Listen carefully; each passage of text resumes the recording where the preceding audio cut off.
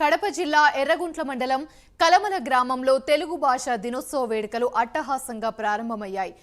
కలమలలో తొలిసారిగా తెలుగు భాషా దినోత్సవ కార్యక్రమాన్ని జిల్లా అధికార యంత్రాంగం నిర్వహిస్తోంది. ఈ కార్యక్రమానికి ముఖ్య అతిథిగా మాజీ ఉపరాష్ట్రపతి వెంకయ్యనాయుడు హాజరయ్యారు. వీరితో పాటుగా జమ్మలమడుగు ఎమ్మెల్యే ఆదినారాయణ రెడ్డి, జిల్లా కలెక్టర్ తేటి శివ, శంకర్, జిల్లా అధికారులు పాల్గొన్నారు.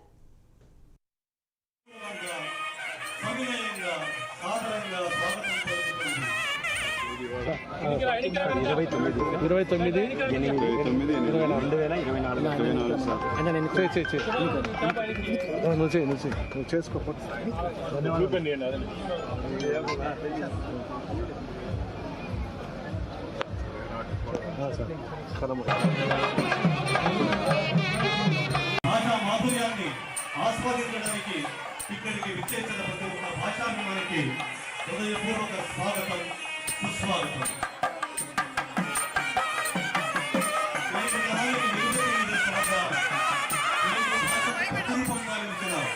గౌరవనీయులు శ్రీ ముఖ్యవరపు వెంకయ్యనాయుడు గారికి ఈ వేదిక సగౌరవంగా, సవినయంగా, సాదరంగా స్వాగతం పలుకుతుంది.